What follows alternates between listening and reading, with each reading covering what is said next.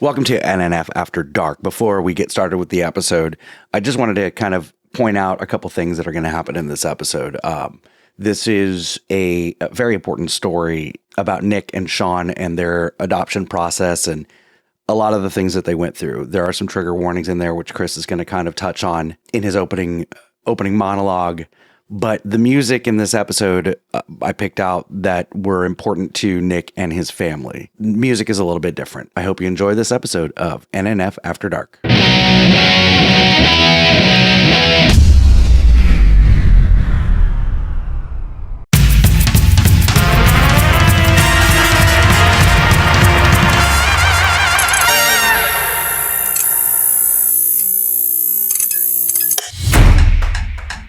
NNF After Dark is brought to you by Sandpiper Vacations. For all of your vacation planning needs, visit www.sandpipervacations.com. Tell them that the No New Friends podcast sent you.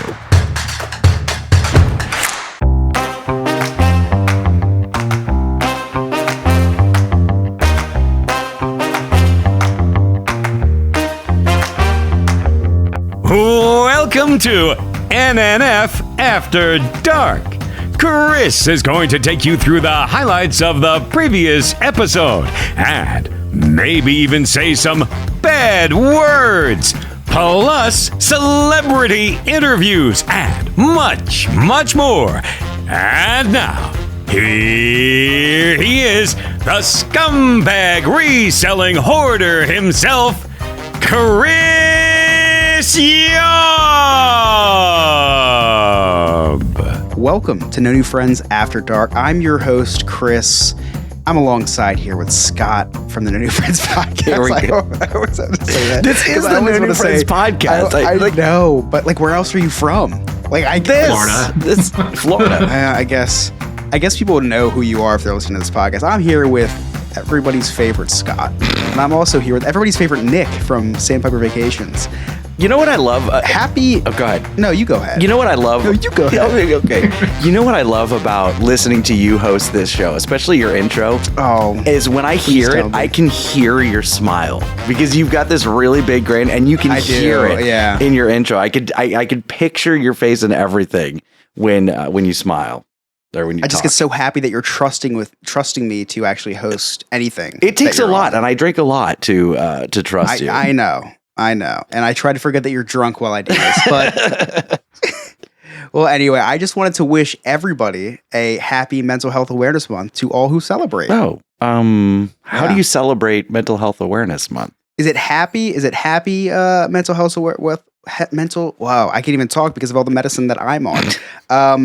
Is it happy Mental Health Awareness Month? Or is it just like I don't know. This is like me wishing happy Pearl Harbor Day or happy 9/11. Like, what are you doing? I don't know how I don't know. 9/11 is a little too soon, but we can wish everyone a happy Pearl Harbor Day, which we do every year.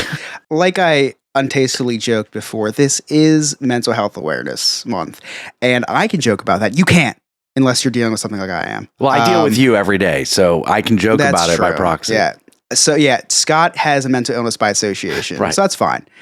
And Scott has a lot of black friends. That's why he makes black and if I get you drunk enough, then I can have a mental health illness by insertion.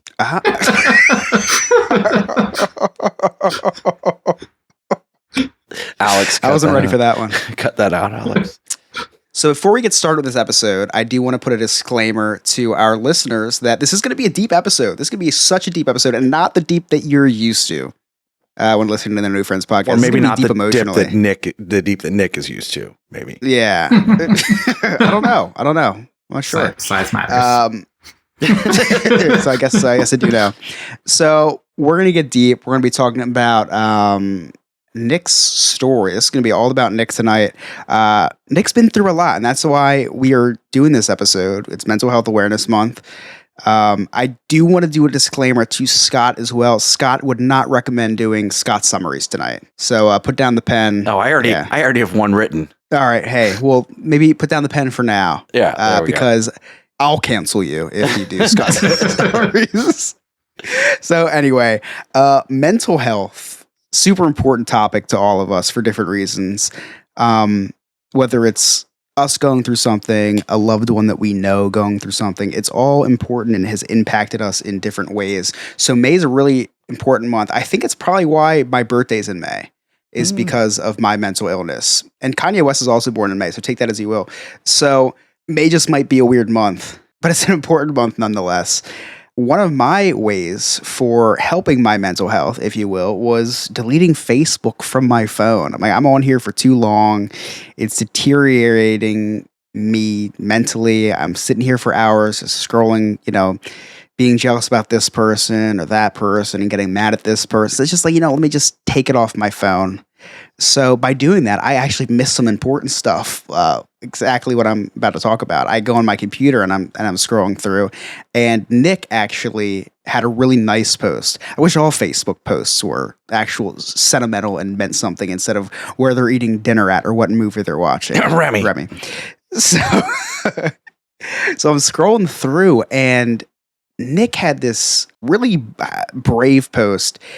That I'm not even really going to get into because I want him to get into it. But I read that and I was just, Nick, I was proud of you for posting that, first of all, because I know anybody who's suffering through anxiety or depression, like no one's posting something like that unless they've gotten through or have made a lot of progress in the demons that they have experienced. So first of all, proud of you, buddy, for posting something like that. Because it's been a long journey, and I feel like I'm coming out on the other side, like you briefly kind of mentioned, and just want to make sure that I share my story and let people know that it's okay to talk about. Yeah, because you're not the only one going through that. Exactly. That it's life, it happens, and we got to talk about it. So I'm not going to talk for much longer because I want to kick this over to Nick. It's important to share your story because you don't know who else is going through what you're going through. Like I said at the end of the Bud Light We Say Gay episode, No New Friends After Dark has turned into this thing that we could really do whatever we want, in the sense of we can talk about what we want in a funny way, but we can also talk about what we want in a kind of deep and important way. And if you're hearing this, I hope that you learned something during this episode.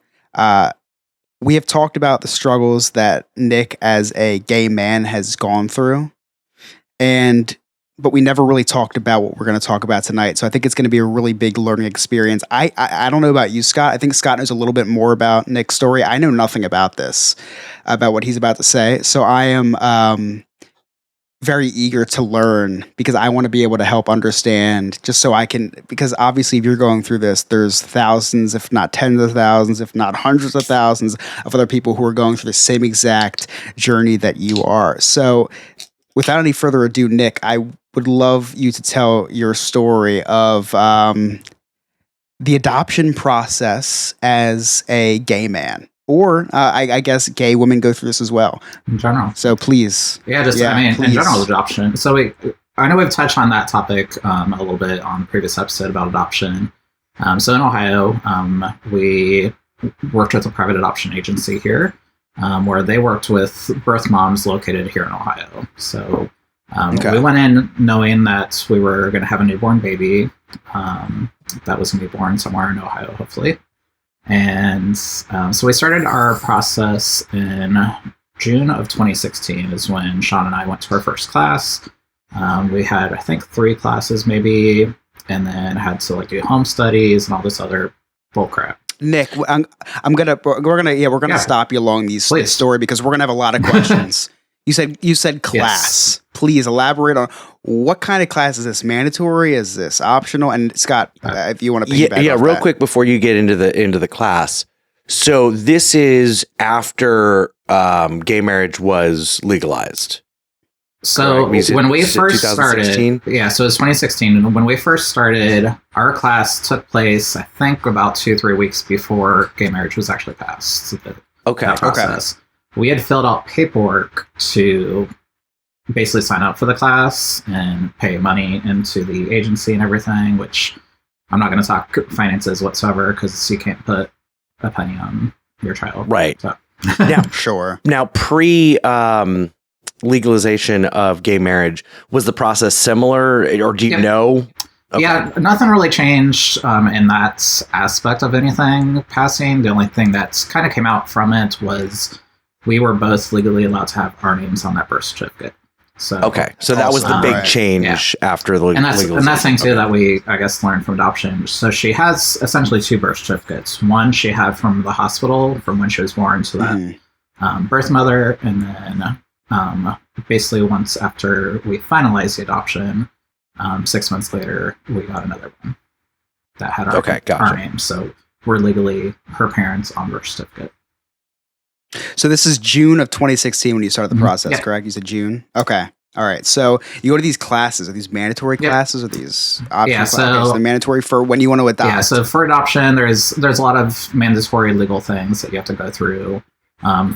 From the state of Ohio, I'm sure every state has very similar type And processes. that's not just for gay adoption or Yeah, lesbian. no. That's for Yeah. just adoption in general. Yeah, Right. So our class had 15 different families in it. We were the only gay couple in our class. There was, I think, one lady that was a single mom, and then everybody else was.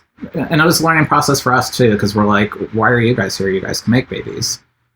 So we learned through that process. Most of them have gone through IVF treatments and all sorts of different situations where they're spending tons and tons of money to try to have their own kid, and they can't. For health That's reasons. interesting. So for us, that was eye opening because we're like, why are you here? Yeah, right. It's kind of like, why are you trying Yeah. to take a kid when you know what I mean? Like when you can make one, but they can't. Yeah, and that's something that like Nick- it's Nick's like, crazy to do you just understand hate that. sex? You know, maybe you do. right. Why don't you come talk to us for a minute? Come here, sweetheart. So Nick, what went into because with adoption you could adopt. I don't know a lot about adoption, but I've seen Stuart Little. And they go to a foster home, right? And they're or an orphanage, and there's kids of all ages, right? Yeah. So And Annie, so what made you want to adopt a newborn rather than a child that is older or anything like that? Before you answer that question, I'm sorry. Chris comparing like real life adoption to Annie and Stuart Little is like Scott Lang, aka Ant-Man, with his coming up with the time travel strategy to kill Thanos based on Back to the Future. That's what I just Nick, witnessed. I guess what I'm trying to ask is why didn't you want to adopt a mouse? try that. It didn't work very well. No.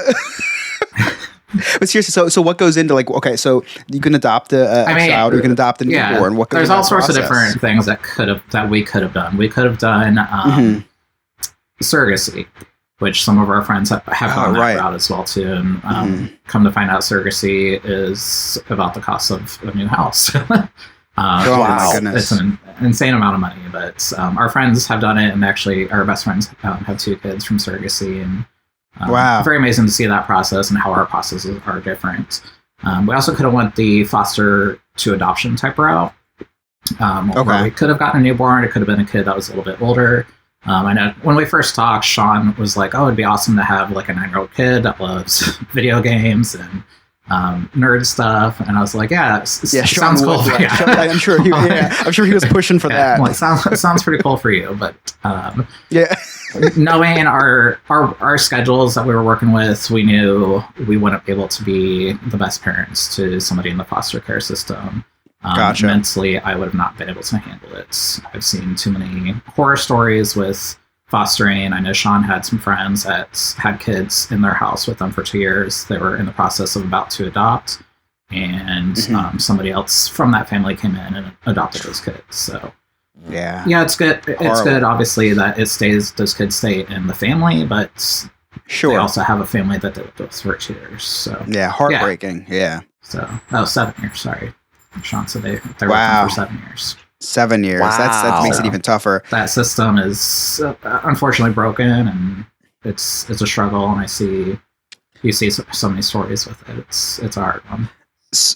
So you were looking kind of, outside the financial, because that's insane. The price of a house for surrogacy. So you were kind of looking like, so between fostering and this, adopting a newborn baby. So you kind of wanted to not be at risk of heartbreak. Like you did not want that, you didn't want that attachment. So you went for the And that's crazy to me because like I don't know anything about adoption. Like I said, my expertise is from movies. I don't know anything about it. I didn't know the price of surrogacy could be the price of a house. So all these decisions kind of swayed you to that. A cheap house, a house nonetheless. A house nonetheless. So that's kind of what swayed you towards adopting a newborn baby. Now, take me through that process. So now you know what you want. Right. What kind of process is this? Is there like pictures? Is there interviews? Is there what is this like? It kind of all started with our classes. Essentially, they kind of teach you the types of babies that might come into the adoption system. They kind of talk about how adoption tends to be higher percentage of African American children or different ethnicities besides white. Basically just kind of giving people a heads up that if you want to have a white baby that comes from a cheerleader, football player kind of backstory, you might be waiting a very long time for that. Yeah, you're going to need to search more in Florida, more specifically Polk County. So basically they kind of talk about that, talk about how there could be lots of potential health issues with drug usage and alcohol abuse and those types of things. So kind of prepare you that these kind of situations could come in there. You do have the option of saying yes or no once essentially you're picked. So I'm kind of skipping forward there a second. But so other than that, in the classes, we also learned CPR. CPR certification. We had to have a fire escape route in our house. We had a fire person come to our house to make sure our house was childproof, basically. And this is before we're even done with classes or talking about to the adoption process. You know what's so interesting about that? We've talked about this a little bit before, and that's why I asked. Is it just gay couples? Is it lesbian? No, it's all couples who go through the adoption process have to go through all these classes and all these extra steps. Whereas, like, if you, I guess we'll call it just have a child the good old fashioned way, naturally, a couple or a one night stand or whatever, there's no classes. We have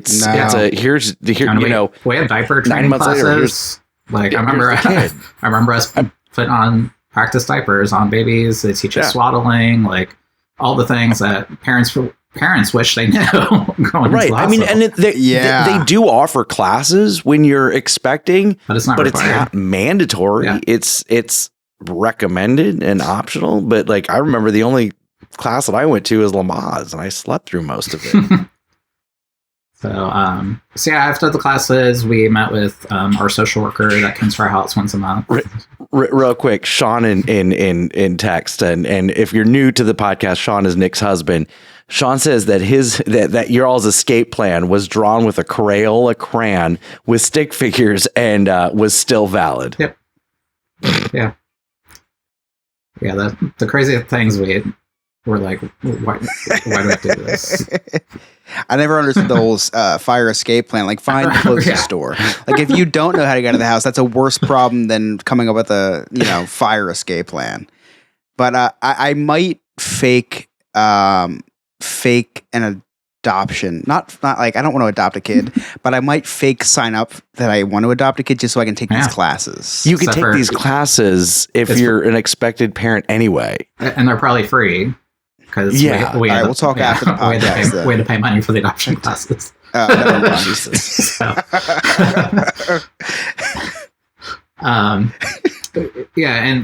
it's like Sean said. Yeah, we literally drew with crayons and stuff too.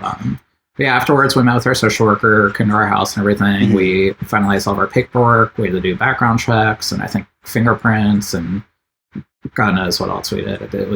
I think we had a credit report even. So, yeah. you have to go through more hoops to adopt a child than to buy a gun. Yeah. Like, I mean, we're not going to get into that because that could be a whole episode in itself. But what in the actual, that's insane. But continue.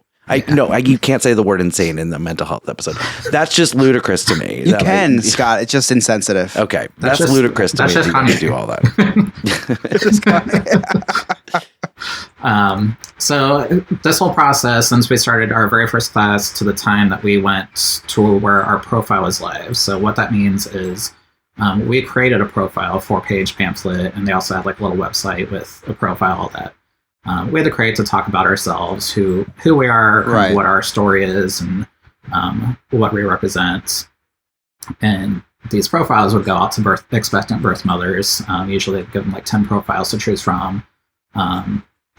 It's like eHarmony. Exactly, yeah. So every birth mom and every birth story is completely different. So they could choose a family based on their race, based on their religion, based on the color of hair they have. For us, it was based on the fact that we were 2 men. So Wow. So people were actually going out of their way to choose you because you're a same-sex couple. yeah. So we were matched up, and so basically because we were 2 parents. So And you explained that in an earlier episode that a lot of the birth mothers, they want to adopt out to a gay couple because at the end of the day, they will always be in their mind they will always be the mother. Exactly. So we've seen that a lot, and we've seen a lot. We're lucky to live in Columbus, Ohio, where the gay community in itself is very strong, and there's a lot of gay dads in our community too. So we were kind of early in that kind of era, I guess, where we were one of the first gay dad couples that we really knew, and since then there's been a ton of us now. So it's great to see. But.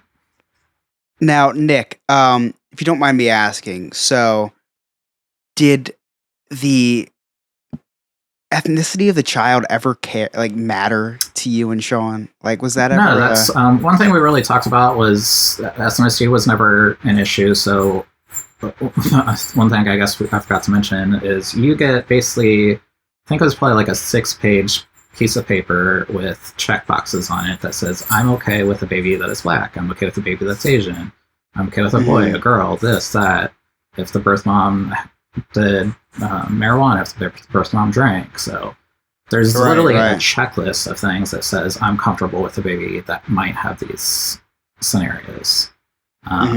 And you checked them all off, or you checked most of them off? Yeah. For us, we pretty much checked them all off. We had talked about it. There was a couple of things that we spoke with a friend of ours that's a nurse, and we're like, I don't even know what this is. Like, is this like is this curable? Is this something that would helpful? Because we're okay with if the baby maybe had Down syndrome or something like that. So right.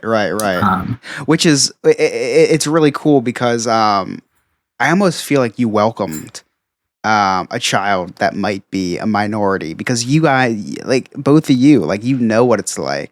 It's like, so who cares? Like, I can teach this child to be themselves. I can teach this child to I saw Scott laughing. I'm saying something sentimental, and then Nick's husband writes in, it was basically a Chipotle order for extra cheese, guac, no lettuce. So which is funny. It's funny because, like, this adoption process, this is all foreign to me, and I'm sure it's foreign to Scott.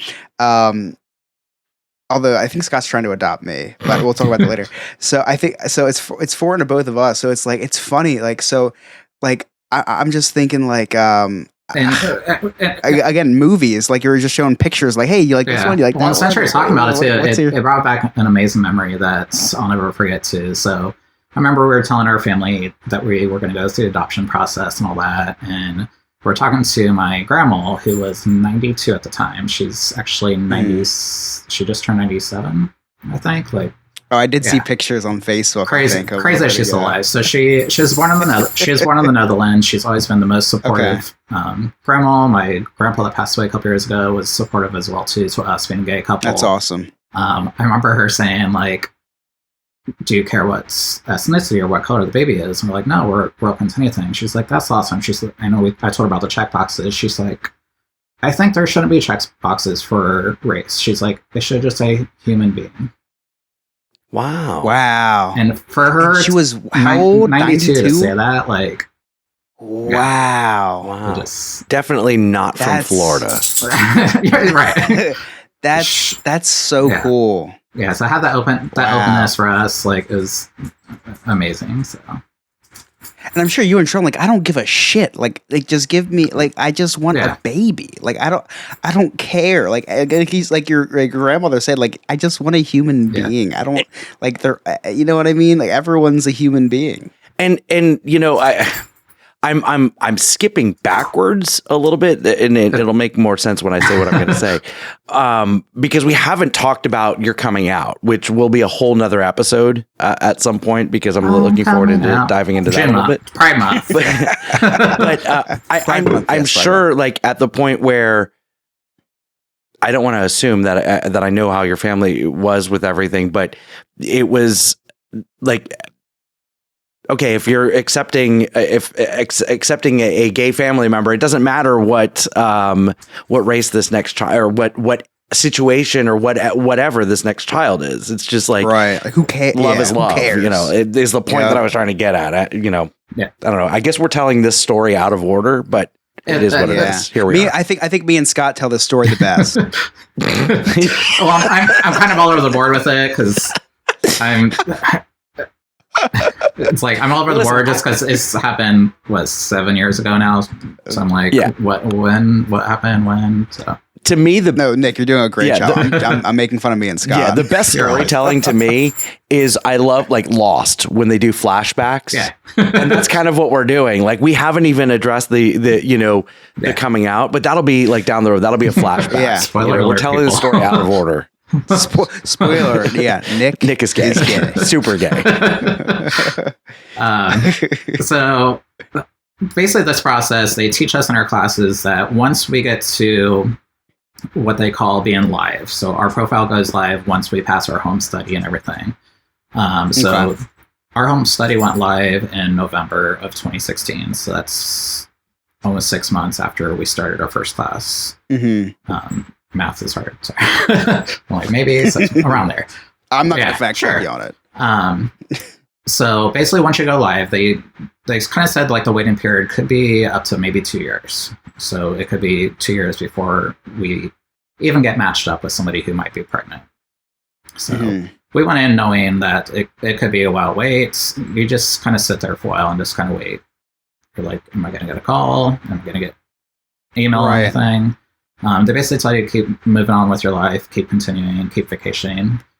Same type of vacations. Not hard. Yeah, not hard to you. We actually did a baby in too, but so it's kind of like the NFL draft. Okay, sorry. There's a sport called the National Football League, and there's a night where people get drafted, and they might, if they don't think they're going to get drafted, they might just be doing something. They get a phone call from an NFL team to get called up, and they're drafted. So that's kind of like what I obviously a little more important. Getting called for a child than speaking of playing a sport. Speaking of phone calls, Chris, you have a phone call. You have a phone call right now, and it's me calling you, asking for my joke back that I told on the Sunday episode. We're gonna cut that out. So Nick, you're talking about, and I don't mean to jump too far ahead if there's more details. You're talking about waiting around, getting that call. Unless anything happened before that moment, what was the moment like when you did get that call or email or beeper? I don't know what year this is. That you, that you were all the above. We were waiting on all the above. But before we get to the how long were we waiting? Were there any close calls where there was like a prank call or anything like that? So when we were adopting, speaking of Chipotle order form, they occasionally would send out emails of these what they called opportunity babies. Essentially, it was something that came in that might have been something that wasn't a part of the checkboxes. There might have been something different that was new or unique. So couple of those kind of came in here and there, and one of them came in where it was a baby born in Maryland. It had a lot of health issues. They're having issues in Maryland adopting, so they're trying to see if anybody in Ohio. So that's cool that they give other people opportunities, though. That even though it might be outside of your criteria, hey, we have this child. Yeah. That's kind of cool. That's interesting. So, like, even though it may be from Jersey, are you interested in thinking about it, or do you want to pass? We understand if you want to pass. Are you okay with the Jersey? It's like It's like when I contacted my car dealership, I was like, I really want this 2022 Mustang. Like, well, we do have a 2017 Mazda. And you're like, if you are, think about you are it. interested. I could just see this. It's like, yeah, look, no problem with health issues, no problem with, race or what the mom situation, that doesn't matter. It's from Jersey. No, we're going to take a hard pass on that. We'll go to the next. We'll wait for the next one. Yeah, so for us, we waited around. We got those emails, but other than that, we got a phone call, and it was literally about Nick. Before you get sentimental, I do have to ask you this question because Sean asked, "Wasn't one Amish?" Was that true? Probably. I don't.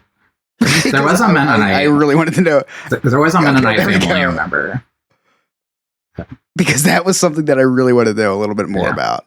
But if there's no more details, then I'll just go to sleep sad tonight.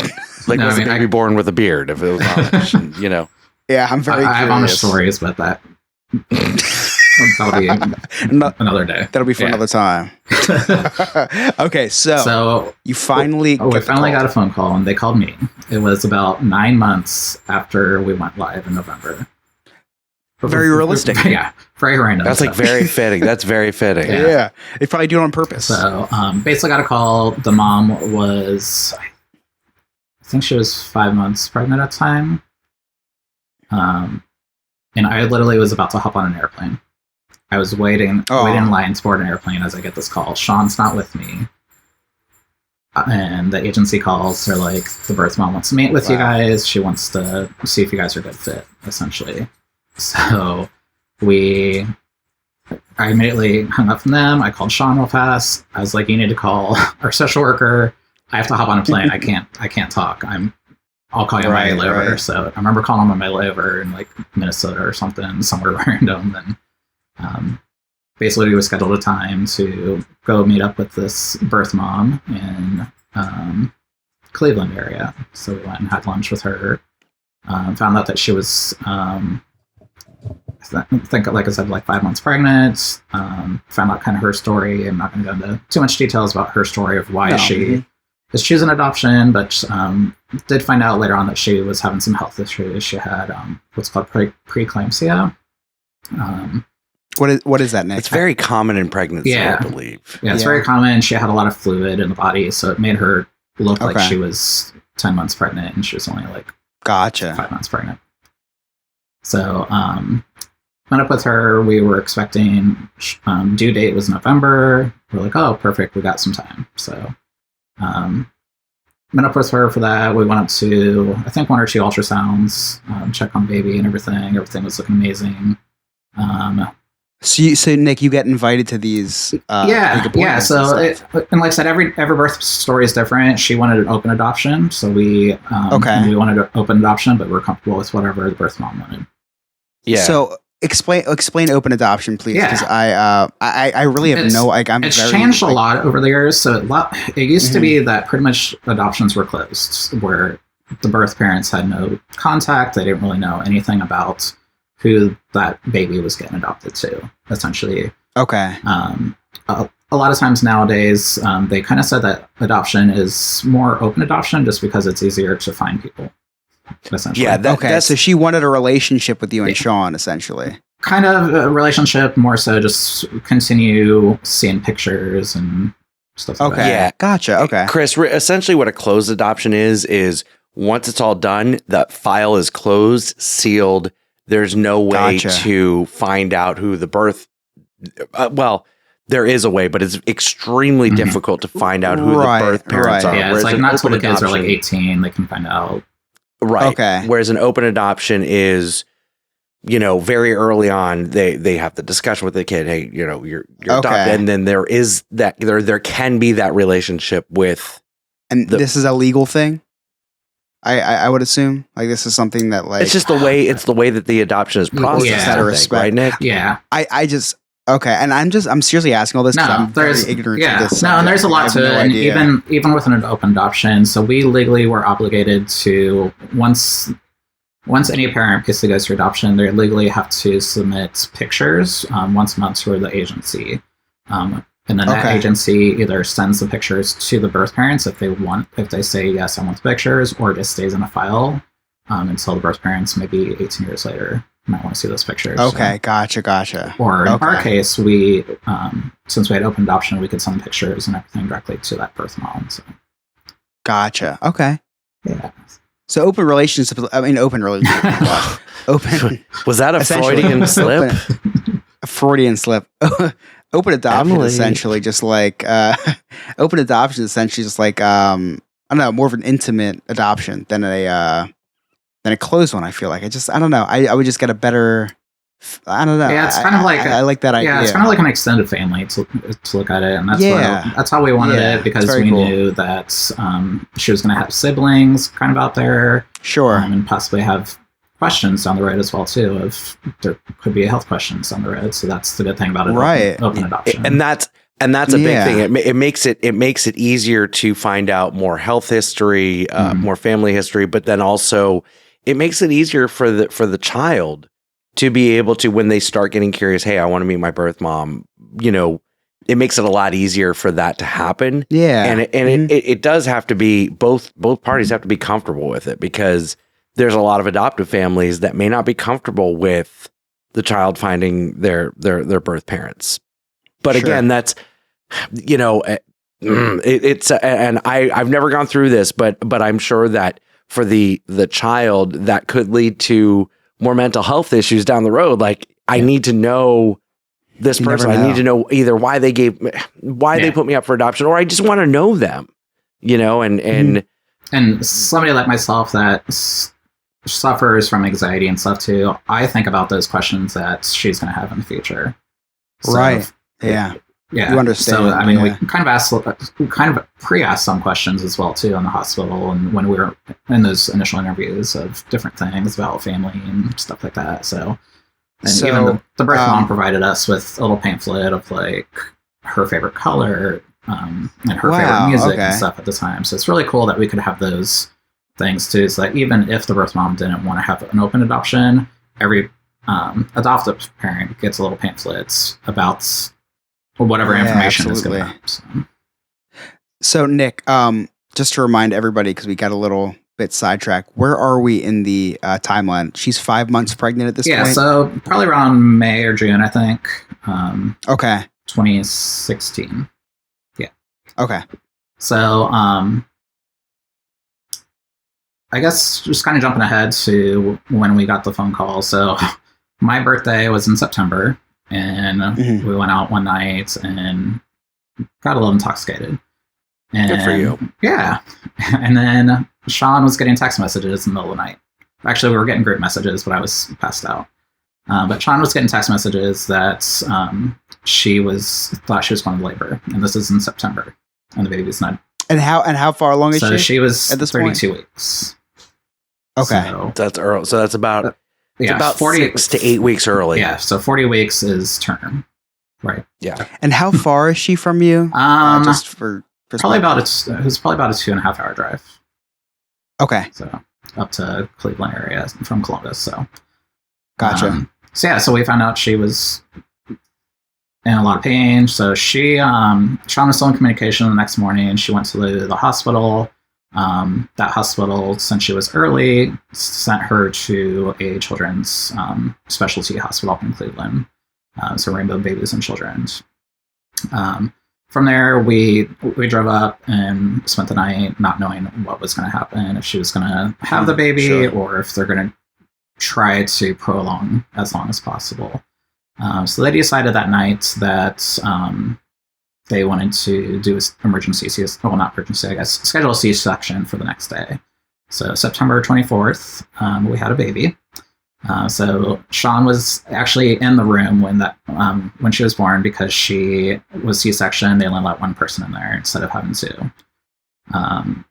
I'm glad he went in for that, because he said it was like a whale just popping open, just water, blood, everything everywhere. He said nurses and doctors were covered, so not to get too gross. Oh man. So that day is when Harper was born. So you guys haven't heard me talk about Harper before, because I have not, never. because our other daughter is Pepper. So jumping ahead briefly, Harper passed away, unfortunately. So she was 3 months old when she died. She spent 2 months in the NICU up in Cleveland. So we spent every single day at the hospital. Sean actually drove back and forth to continue working just because he couldn't take off work. I was pretty flexible in that I spent a lot of time working remotely from up there. So I spent 2 months in the hospital in the NICU. She was born at 4 pounds. Wow. She overall was pretty healthy when she was born, good weight for her age. She just was having issues with sucking, swallowing, and breathing. So they had her on ventilators and feeding tubes and all sorts of things. So we saw it all. It was a crazy couple months, and it's not something that I processed until later on in life too. But yeah, we spent 2 months up there. The hospital was amazing. We became really good friends with some of the nurses. I actually just booked a vacation for one of the nurses that we stayed in contact with. But so we finally were able to take her home on the day before Thanksgiving.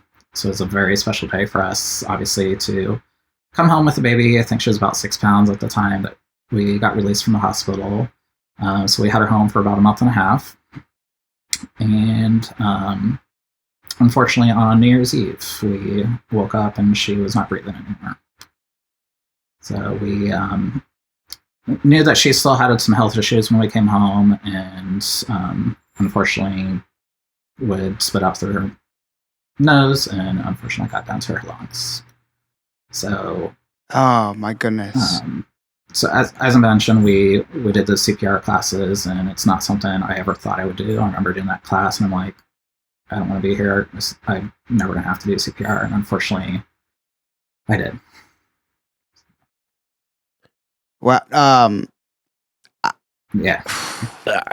Really, it's hard to even comprehend what that would have been like. I assume when you said she passed away that it was at the hospital, that she was, too early, and I unbelievable that would have happened in, with you guys present.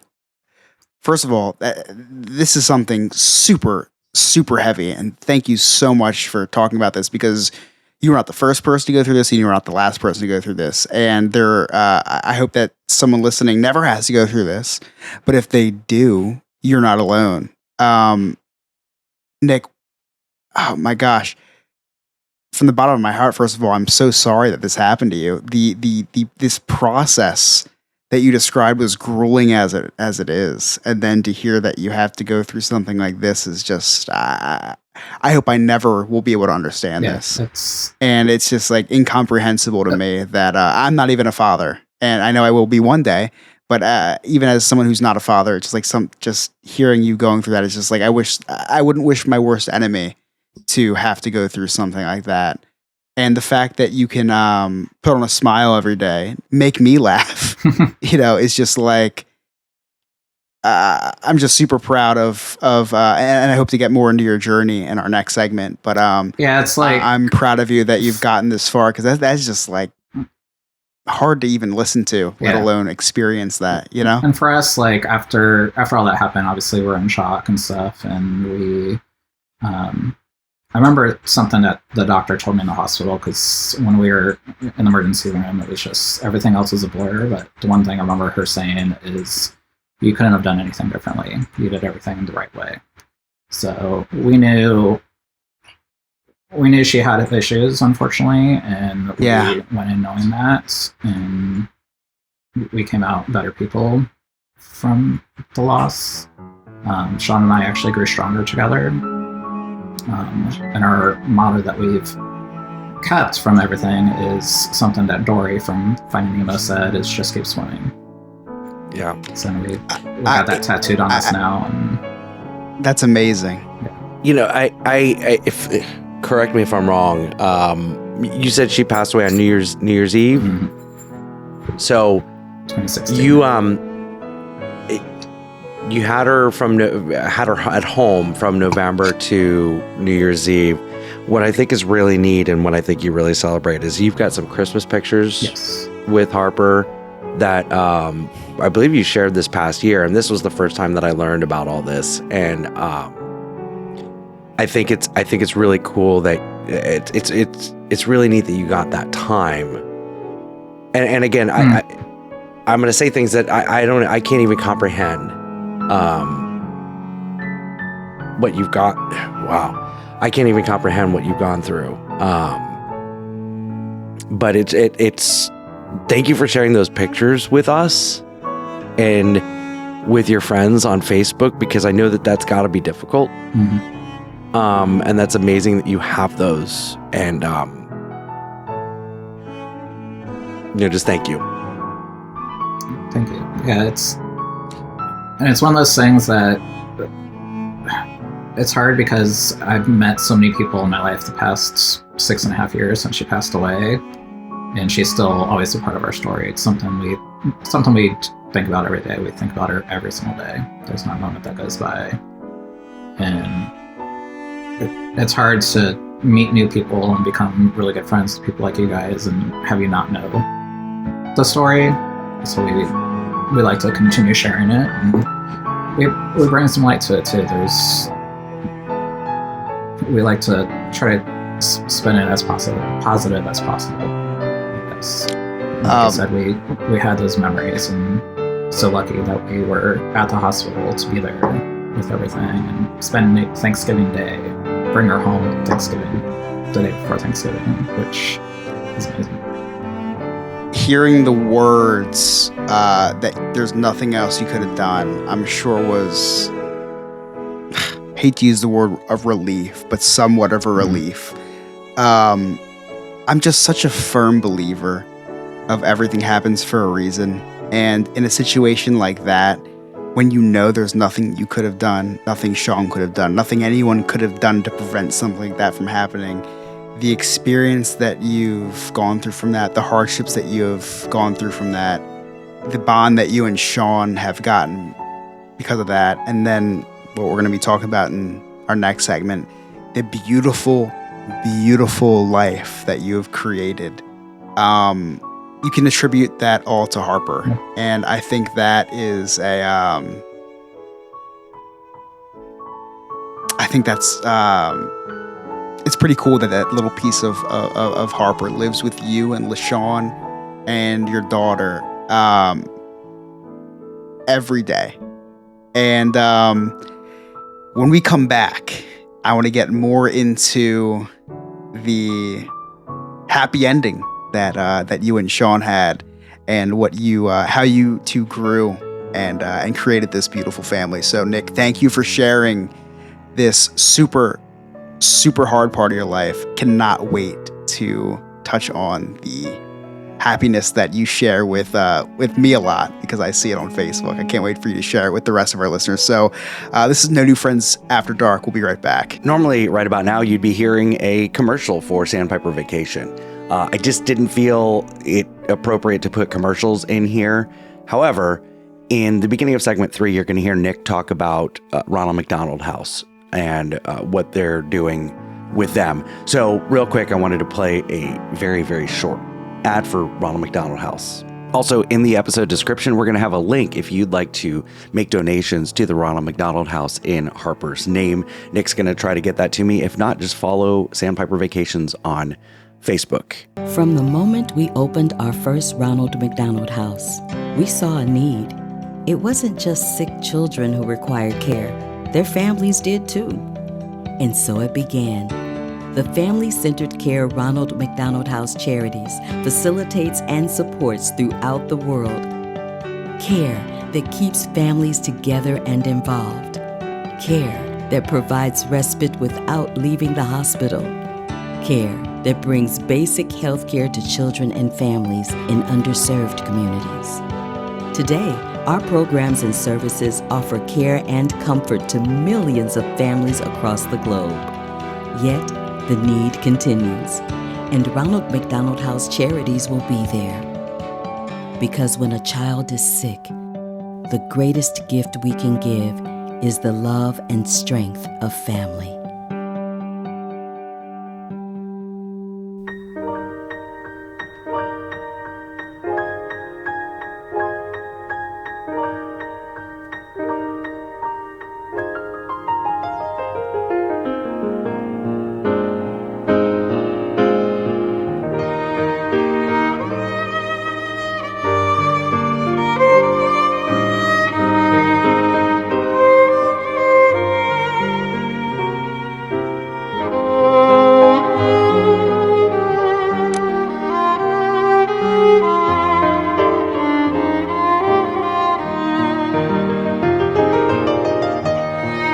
are back with No New Friends After Dark. Nick, you told us about all this tragedy and horrible things that you've gone through. How did you cope with all this? Because there's, for me, if something like that happened to me, I wouldn't be able to keep it to myself. Who did you seek? Who did you talk to? For people that are listening to this, if they're going through something like this, how do they cope with something like that? It's a lot. We felt very lost afterwards. Sure. Luckily, Children's Hospital in Columbus, where we went to, is really good, really well-known hospital, and they provided us with information about basically a group therapy session for parents that have just lost their children. So Sean and I attended that, I think a couple weeks afterwards, and met. There was only one other family there. It was really weird. So I don't know if just other families just weren't comfortable. We knew families were out. Right. Families were out there. But we met one other family there, and then also the kind of mediator guy from the hospital. So we went to a couple of those for a couple of weeks, met that family, and we kind of decided with that family to just kind of do our own thing. So we split off with them and kind of hung out and just not be sad together, but we just chatted about our stories, and it was just nice to feel like we weren't alone in that aspect. Yeah, of course. Even though we had support from friends and family and everybody, we wanted support from somebody that has been there. Sure. Even if it wasn't, it's just knowing somebody's there, I guess. So. Right. Now, I mean, I deal with anxiety, which is, in my opinion, a lot less the scale of what you're going through, right? It took me, how old am I now? 27. It took me 26 years to go seek the advice of a professional. This happened to you on New Year's Eve. Did you ever seek the advice of a therapist or a professional outside of a group? No, that was the first time that we'd really done anything, and it wasn't really a therapy. It was just a support group, I guess you can call it. Gotcha. So our adoption agency actually reached out to us, and they stayed in contact the entire time, very supportive. This is only like the second time it ever happened in the history of that adoption agency. Wow. So they had to make sure legally what they could do on their end to help us as well too, because the adoption wasn't finalized. The baby was technically still in custody of the adoption agency or the state of Ohio. Oh, that's interesting. So okay. We weren't finalized with the adoption. So because of that, I guess in a good sense, we were able to go back on the adoption list again and go live without having to go through classes. That was my next question, and I was trying to figure out how to word it because I don't know how to word it without making it seem like I'm trying to make a joke. And they didn't know how to, even our adoption agency didn't know how to word it and make sure it sounded right too. They wanted to make sure that we were okay if we wanted to go back and adopt again. And of course we did. We wanted to be parents, and we have 2 kids out of it. So we talked to our adoption agency, and they basically wanted us to go see a therapist that focused on families and adoption stuff. And basically just get approval from the therapist that we were mentally ready to go back and adopt again. Yeah, because everything changes at that point because you were, I guess, scored or rated or approved based on a certain set of circumstances at the time. Yeah. Well, now there's been this extreme change in your circumstances. And so, you don't have to go through the classes and all that, but now it's, and I get it. You need to be evaluated of if you are not capable, but ready to go through the process again and what all that entails. I get it. Yeah. So we saw that therapist, probably 3 or 4 different times. I think it was just very casual. Surprisingly, I wasn't an emotional wreck like I thought I would be in therapy. I've never been to therapy before, but you always see it. Did it help on TV? Did the therapy help? That one I don't feel like it tackled my mental health. It's where I needed it. It was. I feel like it was more focused on the parenting aspect of everything. Gotcha. So we saw her a few times, and we just kind of moved on after that, and didn't continue seeing that person, but she approved us through our agency. So Like 3 months later, I think, in April 2017, we went back live on the adoption list. So Okay. So, and how far removed is this from the passing of Harper that you went back on the adoption list again? as far as what? Sorry.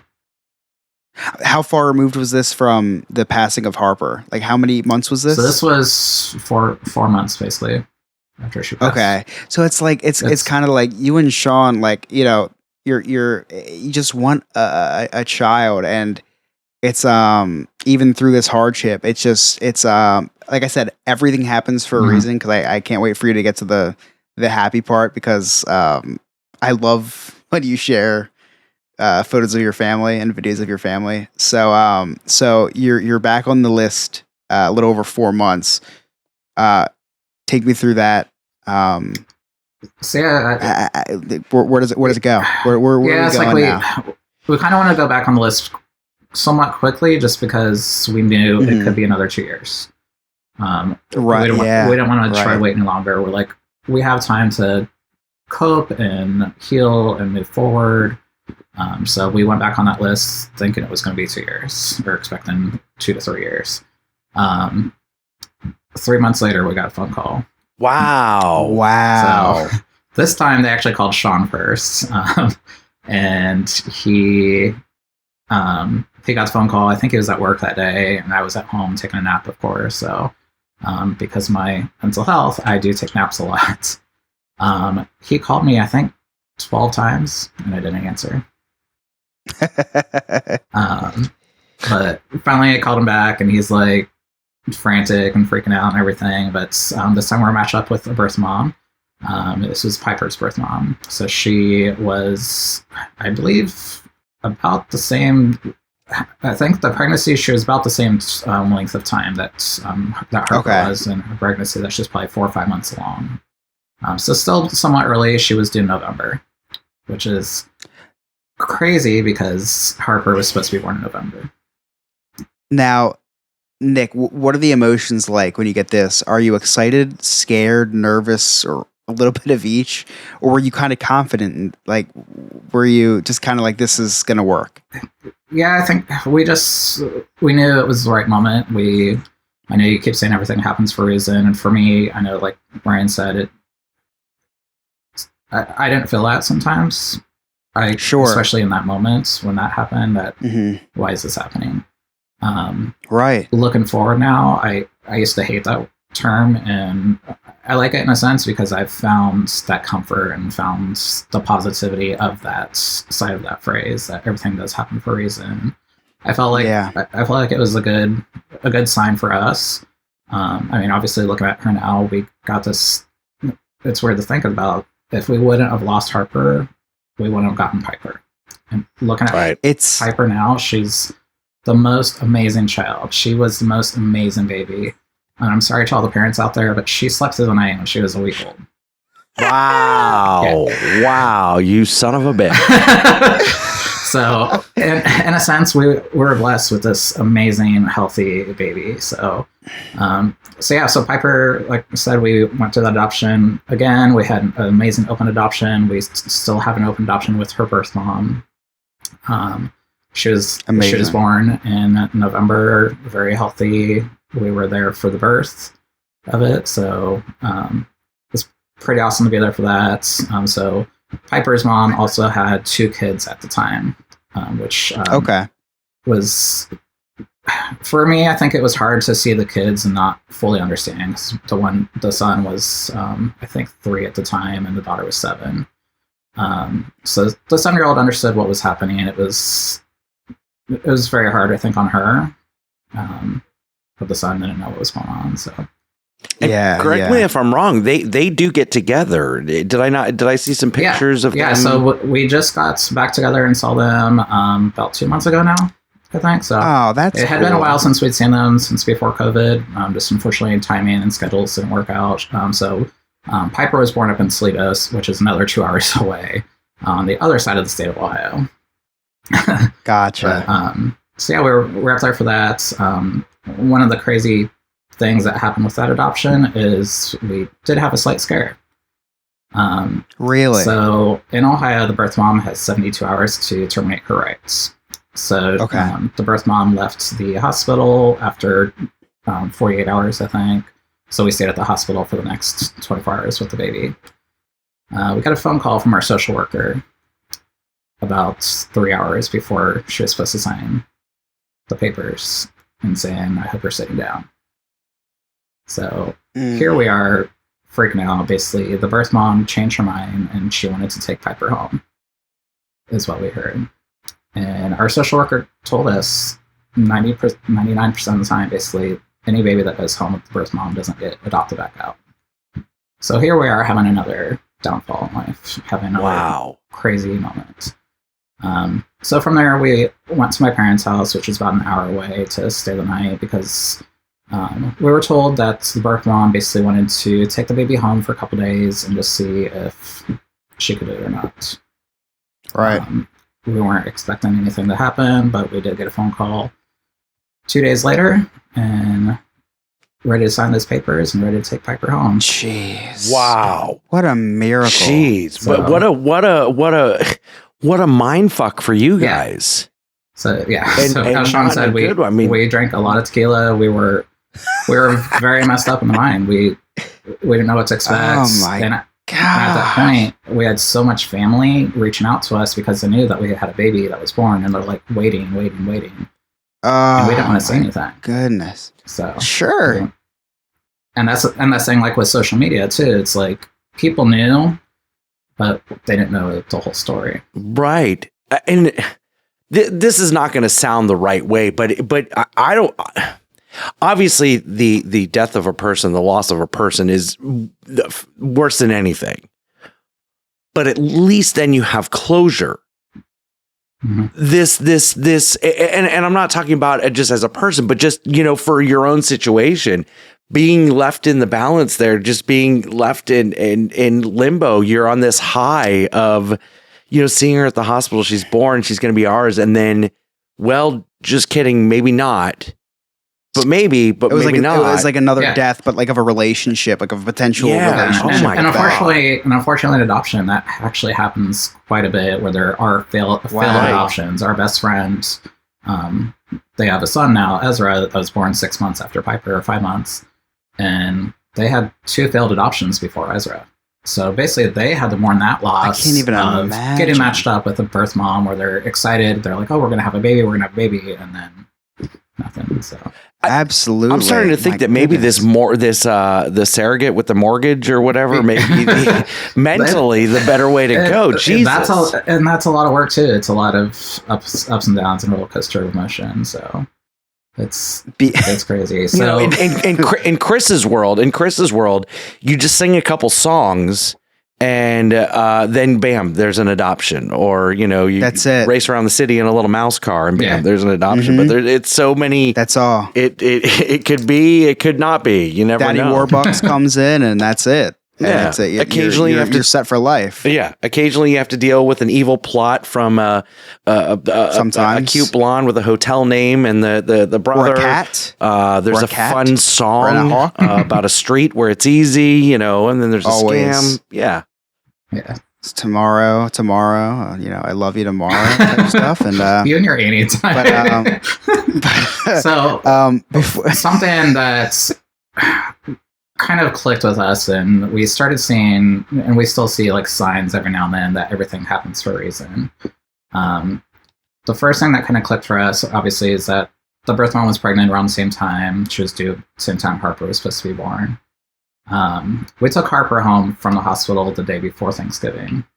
We took Piper home from the hospital the day before Thanksgiving.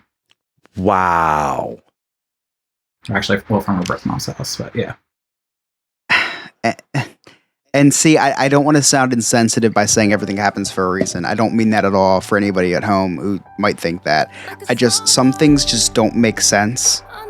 Horrible things don't make sense.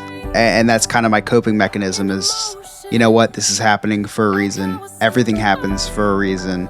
how am I going to learn from this? How am I going to grow from this? And that's kind of my coping mechanism with tragedy and dark times is this is happening for a reason. I'm going to come out stronger. I'm going to come out a different person, or whatever the fact may be. It just like some things just don't make sense. So they have to be happening for a reason, because when something happens, then there's always going to be a butterfly effect. And how is this going to change things? Nick,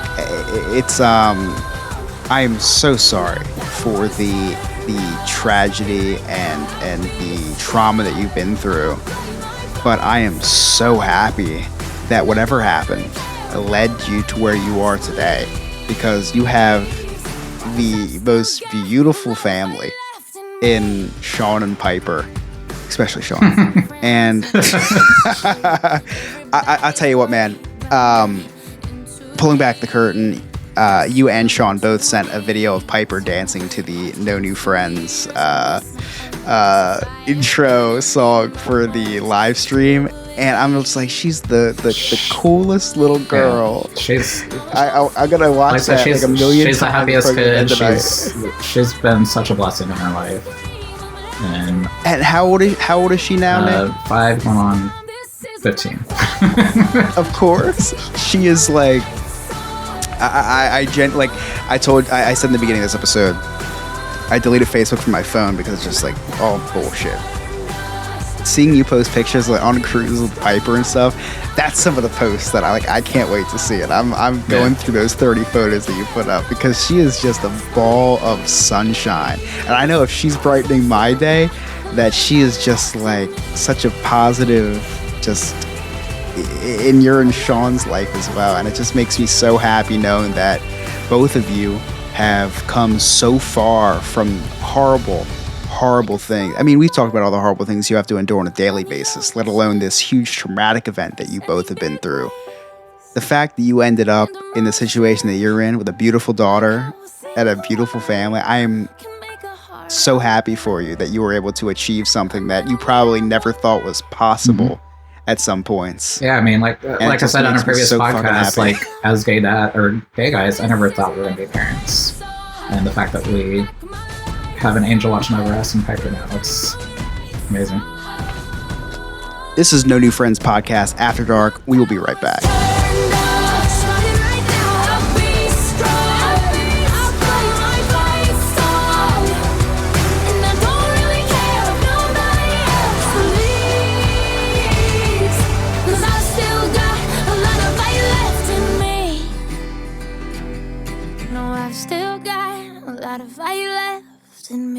There are 3 things that I hate in life: taxes, nausea, and booking vacations. The first 2 I'm stuck with, but for the third, I use Sandpiper Vacations. Sandpiper Vacations is a small business that is LGBTQ+ owned and operated, with travel advisors all over the country. Whether it's a cruise, a trip to a theme park, or an all-inclusive resort, Sandpiper has you covered. Oh, and I forgot to mention, it's free. Why book a vacation when you can have someone else do it for you? That's like choosing to take the stairs in a building that has an elevator. Leave the headaches of booking a vacation to someone else. Get your quote today at www.sandpipervacations.com and tell them that the No New Friends podcast sent you.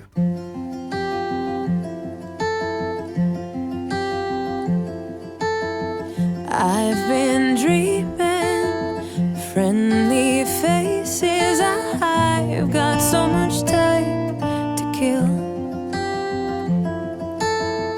Just imagine people laughing. I know someday we will. And even if it's far away, get me through another day. Cover me in sunshine, shower me with good times. Tell me that the world's been spinning since the beginning, and everything will be alright. Cover me in sunshine from a distance. All right, we're back. Thanks for continuing to listen. Wouldn't expect you not to. It's a podcast. Now, last question that I have. Were you able to name Piper at all? So we did. So when we were actually adopting with Harper, we were tossing around names with that birth mother, and Piper was one of the names that we had tossed out. Wow. She didn't like it because it was, I think she said too much of a white girl name, but the mom was white. But she liked the name Harper, and Harper's birth mom was white, and her dad was black, so she was biracial. But we always knew they didn't love that name Piper, and we saw the sign. I'm gonna open up my eyes, and I saw the sign. I had to throw in some comedy there. Super gay. So before we got the phone call that we were matched up with Piper's birth mom, we were on vacation in Destin on the beach, and Sean and I kept seeing sandpiper birds everywhere and kept taking pictures of it because actually it might have been like right after. So we knew that name Piper was going to be part of us, and now full circle, the sandpiper bird named Piper, and now Sandpiper Vacations. So, if you didn't know, Sandpiper Vacations named after Nick and Sean's daughter, Piper. It's the coolest. First of all, the fact that you love Disney and Pixar and whatever, and Piper's the name of your daughter, and so I want to name my daughter Blanche because I love the Golden Girls, and it's just not working. So I envy the fact that you were able to name your daughter after something you love. Voltron is the second name. So I am pushing for Voltron. So Blanche, Voltron, Yob. Yeah, or Pikachu. Yeah, so I do envy that. Yeah, and when we picked her name, we spoke to her birth mom Candace and told her that name, but we sort of wouldn't have a middle name picked out, and we wanted her to be a part of that with us. So we wanted her to pick out her middle name, and I keep coming back to this now too with this whole everything kind of happens for a reason. So her middle name is Leilani, Leilani. It's Hawaiian for beautiful angel. She did that. That gave me chills. She thought of that name in memory of Harper. That gave me chills. Seriously. Yeah. So, wow. So it's awesome that we have a name that's not only means something special, but it also was picked by her birth mother. So we wanted to make sure she was included in her life in that sense. That is amazing. Awesome. And Nick, when you look at Piper, I don't know if any name fits her except for Piper. Right. The little ball of energy she is. She's a Piper, man. Like that's Piper. It's man. I just there's so many things I look at it now and along my spiritual journey of being in therapy and everything, and just looking back at things, and everything's just kind of fallen into place in life. I've finally gotten to that point through my therapy journey too, and that's where I posted on Facebook about this being Mental Health Awareness Month, and just letting people know that it's just keep swimming. Just it's okay to not be okay too, and it's okay to talk about that's it. exactly what I was gonna say. It is okay to not be okay. Everybody is not okay. When you come to the realization that you're not okay and that everybody else is not okay in certain ways, and that we can all talk about it, I just hope that we achieve that in society someday, is that everyone can talk about their problems, just like you came on here and you were courageous enough to be able to share your story. I hope that courage won't be the word anymore in the future to be able to share stories like this. I hope it's just normal. And you coming on here tonight and talking about that, I think gets us one step closer to that. Just getting rid of that stigma, getting rid of the negative views that people might have about you talking about, whatever is bothering you. Mental illness is illness. It's a health thing. It's something that people go through, and it's completely normal. Loss is completely normal. Everyone experiences loss. Everybody gets over it in their own ways. And I hope that anybody experiencing loss, listening to this episode, I hope it helped you a little bit hearing Nick's story. Because Nick's an amazing, amazing person, and you would have never known that he went through the traumas that he went through, because I surely didn't. I'm just, Nick, from the bottom of my heart, thank you so much for sharing this. I don't know if I would have been able to get through the story that you got through without freaking 3 boxes of Kleenex. A lot of medication still. hey, whatever it takes. Legal medication. Well, sometimes illegal. But anyway, so Nick, you say that a part of Harper lives with both you and Sean, forever. How do you keep that memory of Harper alive? Is there anything that you and Sean do Is there anything, Yeah, so let us know. everybody grieves differently. We decided not to do, I guess, the traditional way of doing a burial. We did we did ashes, so we have some of our ashes in our bedroom. Okay. We also carry a necklace around with us as well too, so she's always with us. After she passed away, I actually got my very first tattoo. It was her handprints on my heart. Oh, that's awesome. And if you are a Wicked fans, the lyric, you'll be with me like a handprint on my heart. So I always wanted a tattoo, and I wanted it to be something special. And of course, I knew right away that was it for me. So that's amazing. So during our journey and our time that we were in the hospital up in Cleveland, we were 2 hours away from home. So because of that, we discovered the Ronald McDonald House. And if you aren't familiar with Ronald McDonald House, you've probably seen it before if you go to McDonald's. Through the drive-thru, they always have little coin drops.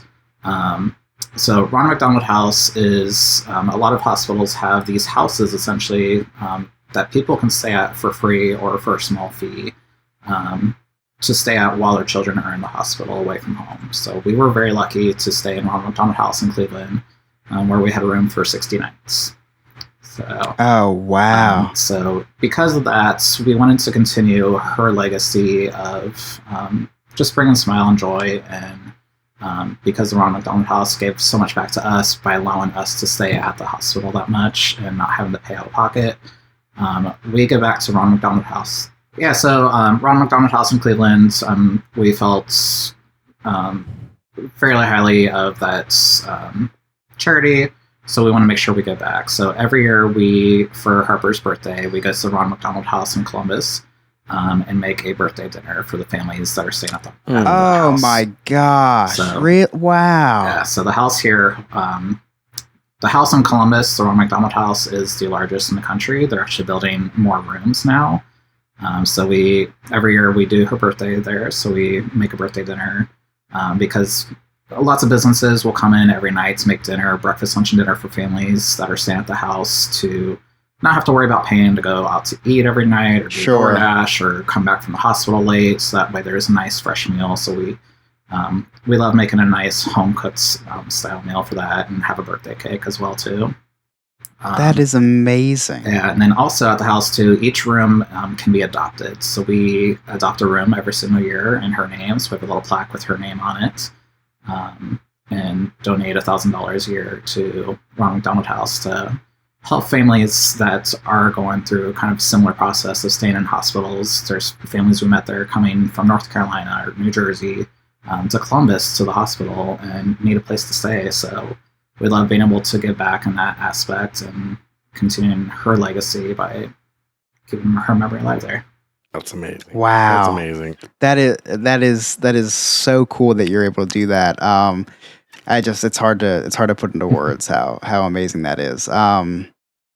It's just like seeing things like that. It's like it motivates me to want to be able to do stuff like that too. Yeah. And yeah, it's something, and we love talking about that because a lot of people, like I said, aren't familiar with Ronald McDonald House. You've probably seen it, but just don't really know what it is. And it helps so many families out there with kids going through health issues that need a place to stay. And it's not a hotel. It makes you feel like you're at a house where you have your own room with couch and a TV and nice, comfortable bedding and laundry. And this one in Columbus is amazing. They have a princess room where the kids can go up there and play dress up still. Oh, so that's cool. They can still have a life in these buildings. So if you see those buildings or see a donation, if you get asked to round up at McDonald's, round up and donate back to this amazing charity. That's amazing. I was a little offended when you asked if I was familiar with McDonald's because look at me. But you look like you've had a couple McDonald's there. But you always get the Diet Coke though, right? Yeah, of course. You gotta count your calories somewhere. Yeah, I stopped counting at the Diet Coke. You know, it's so funny. There's so many fat people that drink Diet Coke because we think that that's going to be what it's going to lose That's weight. it. But as long as you supersize it, and then you get it back. You're fine. You're fine. So I'm glad we ended this on a laugh, because I think one of the most important things to do in times of darkness and times of sadness is to laugh. Yeah. Because I always say, if we don't laugh, we cry. So it's the three of us respect each other enough to be able to joke about this stuff. I think everyone should be able to laugh about some of this stuff, because it's again, you need to poke fun at some of the dark times in your life, because hey, life happens. So with that being said, Scott, did you come up with any summaries today? I am the devil, so of course I have some summaries. Of course I do. All right, so tonight, you can't see this, and if you want to see this, you just watch us on Twitch as we record these things live, or join our Patreon. You can watch all of our recordings live. But tonight, Chris is wearing a Philadelphia 76 jersey. It says Phila on it. Phila. Chris, if you gain any more weight, they're going to have to write Philadelphia, Pennsylvania, USA, Earth on the jersey just to fill up all the available space.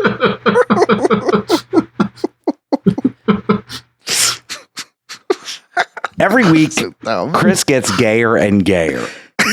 If he gets any gayer, he's going to start eating his corn the long way.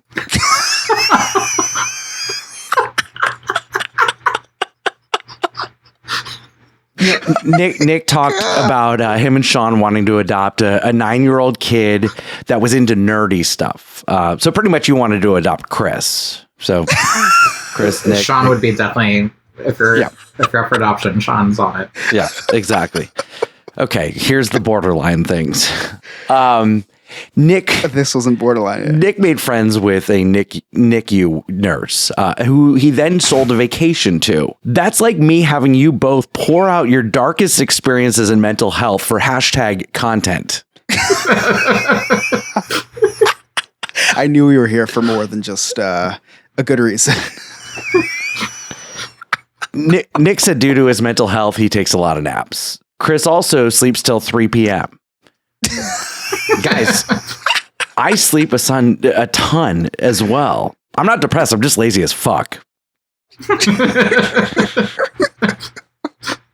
Chris was referencing adoption like the Broadway hit Annie. For those of you at home keeping track, Chris's gay percentage just went up another 10%. He's now at 45%. Yeah. And those are my summaries. Oh, Scott, thank you so much. Got a little scared when you started to bring up the NICU. I'm not gonna lie. You had like 6 Bud Lights. I'm like, I don't know where this is going. But hey, went very tasty. Well, it's like we were talking about Amish earlier, and in the NICU, there's a lot of Amish people at the hospital. Really? Because when Amish people go to have a baby, the entire community goes to the hospital. And I'm gonna have to send a video, and I'll put it on Discord too. Amish people don't know how to use the rotating doors. I'm just gonna go with that. So, if you're not a Patreon member now, now you're going to be, because you're going to want to see this video of Amish people trying to use a rotating door. Yeah, and it's like I try to find some fun of being in the hospital when we're there, and it's like the Amish people are very entertaining. But I doubt there's any listening right now because they don't have electricity. They better not be. Hey, if you're Amish and listening, I'm telling. But they do love they love Doritos and rest in peace Jerry Springer. Oh yes, yes. Every time I would go to like just the checkout waiting room, they're always eating Doritos and watching Jerry Springer. That's a big loss in the Amish community. Then sorry for your loss, Amish. Look, we do a comedy show, and we've got to put comedy in there. And I'm going to quote Sean in chat. Happiness can be found in the darkest of times if one only remembers to turn on the light. That's why we do this podcast. We do this podcast to make you laugh. And we're getting into some deeper issues, some more serious issues, some more, emotional issues, which is very fulfilling for us. We want to do this.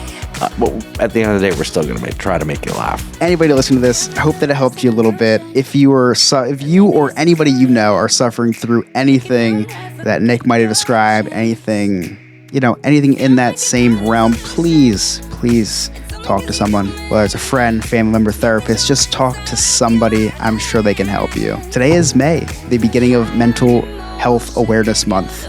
doesn't stop after May. People are going through something all year long. So please, help a loved one in need, help a friend in need. This is No New Friends After Dark. On behalf of Nick and Scott, I am Chris. Thank you so much for listening, and we'll see you next week. It's okay not to be okay. It's okay not to be okay. When you're down and you feel ashamed. It's okay not to be okay. When you're high on emotion and you're losing your focus and you feel too exhausted to pray. Don't get lost in the